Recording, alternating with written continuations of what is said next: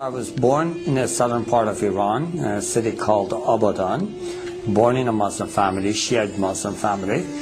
My grandfather was a Muslim leader, and he had 19 children, and out of 19 children, he had 84 grandchildren.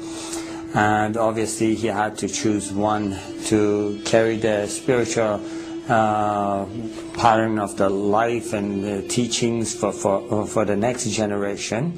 He asked, he had, obviously there had been some things that, some things had happened, some accidents that I should have been killed, but every single time before a danger was coming toward me, I saw the silhouette of a person that always was there, and I spoke of it openly to others. And my grandfather took that sign, obviously, that there is the spiritual leaders of Islam are looking over this boy, and they are protecting him. So he gave me very close attentions, and he taught me all the things I knew about Islam. I joined Hezbollah. I was in that army for about 3 years. I was studying Quran extensively then. My grandfather actually sowed this seed in my heart that I should share Islam with the poor, misled Christians, you know, that have gone astray, and obviously remind and be a spiritual leader to our family outside Iran. I traveled to Malaysia, where I was caught with 30 illegal passports, put in prison.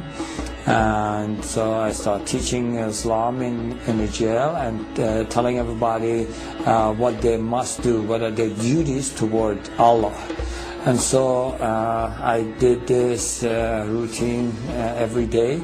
I prayed obviously 5 times a day. Shiites do pray 3 times, and they include the 17 rak'ah in the 3 times. But what I did, because I wanted to spend more time with God, I did it at 5 separate times. And then in the end of the evening, I would pray extra prayers. I would have a habit of reading through the Quran cover to cover once every 10 days. And I had gained the spiritual powers out of Islam. In Quran, they have the ajannah, and the spiritual beings. And so speaking to them is not forbidden. In fact, there are stories of talking to them that Prophet Muhammad did. So I had been able to connect to that spiritual realm, and been able to acquire powers out of that. And so I was able to pray for people, especially when people, someone hurt them or someone did something to them. They would come to me and they would ask me to say a prayer, and immediately that person would get sick, have an accident, this kind of things, you know.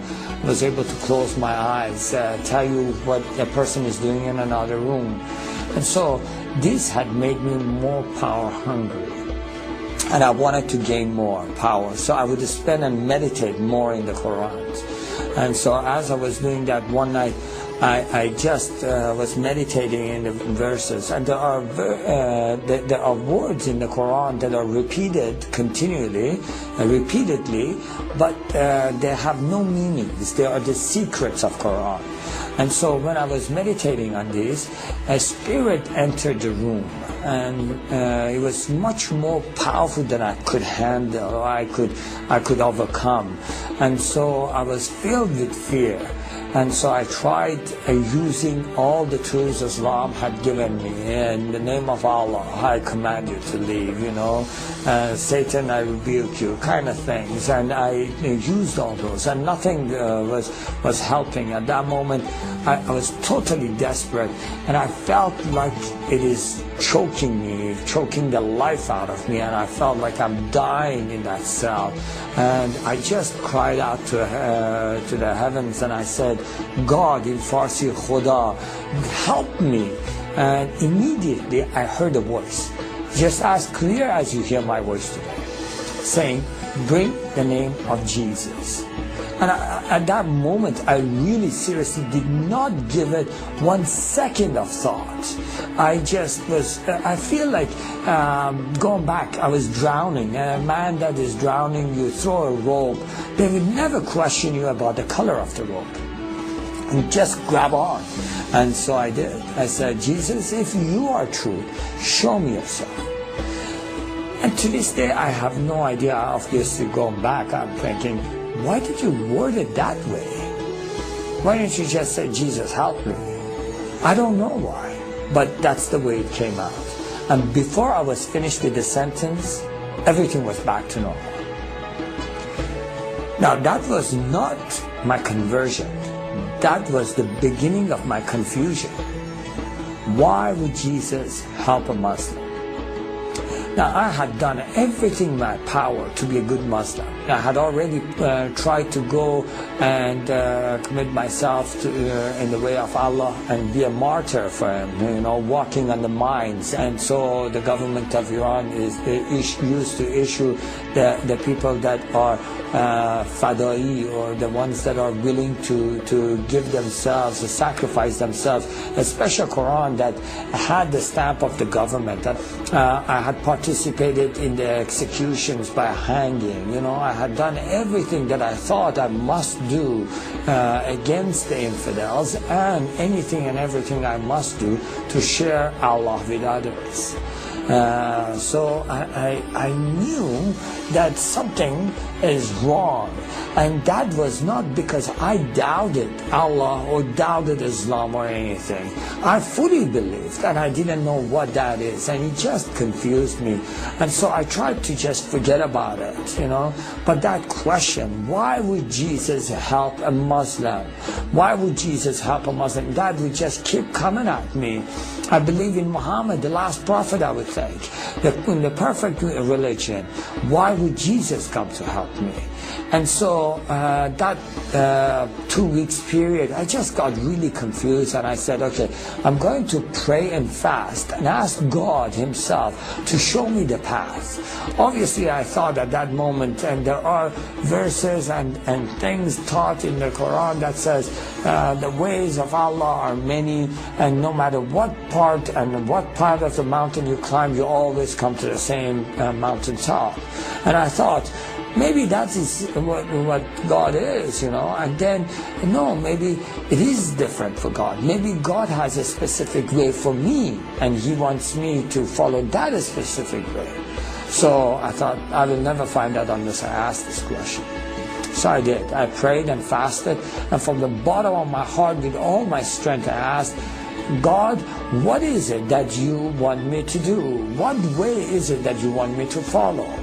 And so for 2 weeks, I sat in one place and I prayed as many hours as I was awake, and I fasted as many hours as I was awake, and I would just fall asleep literally on that place. I would wake up and I would just pray again and again, asking God, what is the way you want me? After 2 weeks, to no avail, I had no answer.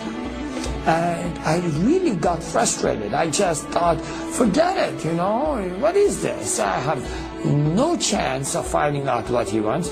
I don't even know if God exists. And I have wasted all my life. I have been afraid all my life, trying to do everything that would please Allah. And now He confuses me. If Allah is all great and He sees the heart, He knew in my heart I love Him. And what matters if I call Him whatever name I call Him? He knows in my heart I love Him. And if it does matter to Him, I ask Him. For 2 weeks I sat, prayed, and nothing happens. So, you know what? I'm going to go do my own thing. I'm going to go walk my own path. I'm going to do what pleases me. Obviously, at that very moment, I felt the power of God filled the room. Now, in Islam, the greatest sin you can commit, and you can never be forgiven for that, is doubting God Himself, doubting His teachings, doubting His prophet. And I had done that. And in Islam, they teach you that Allah never visits, God never visits human beings. I feel, and I know against Islam I have committed the greatest sin that can never be forgiven, God's presence is in the room, and I'm confronted immediately with His holiness. All this is happening simultaneously, and I'm confronted